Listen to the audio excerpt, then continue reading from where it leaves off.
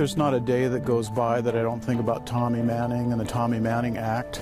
That unanimous vote that happened by the Washington legislature back in 2007 was significant in approving the Tommy Manning Act, and it did a great thing that day for the TBI community, is that it formed a partnership and a council of governor appointees that come together from all different walks of life to work on expanding TBI policy.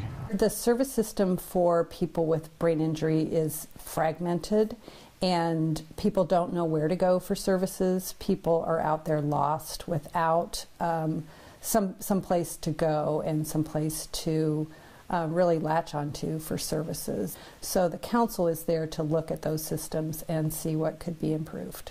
The focus with the council is more really in the life cycle of the beginning of the injury, the recovery process, the understanding, issues of housing, issues of insurance, of returning to work, returning to school.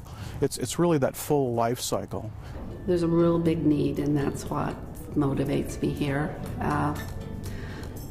You got to do something for people that are younger, that need to be out of homes with real elderly people, and have a brighter future.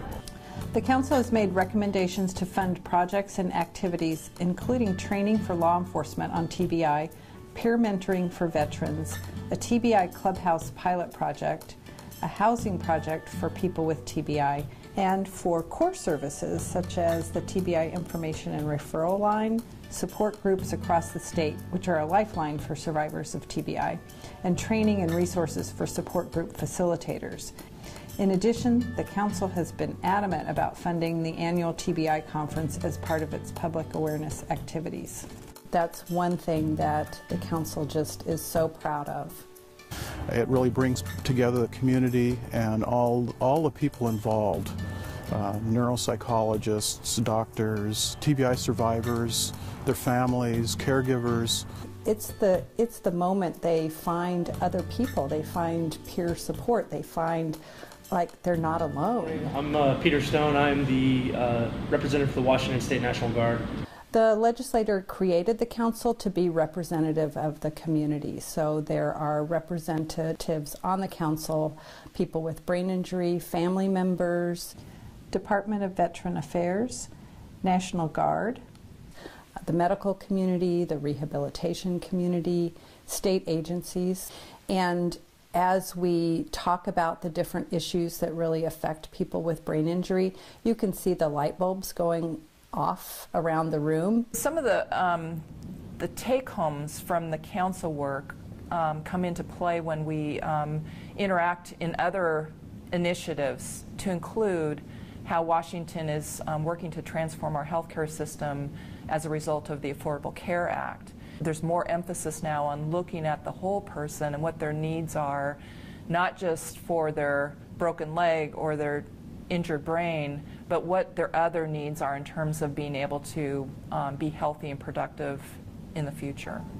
I think to be a good council member, you have to be democratically inclined, and you have that desire to work in public service, to volunteer your time, because it is time-consuming. It's very important work to move TBI policy forward. The rewarding part of being on the council is to hear and see through the reports and the feedback that we get the amazing things that happen after all the hard work and the time that we put in. We have individuals on the council who are very strong advocates for the welfare of people with disabilities here in the state of Washington. With their perspectives, it brings a whole new message, if you will, to the commitment this council has to our citizenship. For more information about the Traumatic Brain Injury Council or to apply to be on the council, visit www.tbiwashington.org.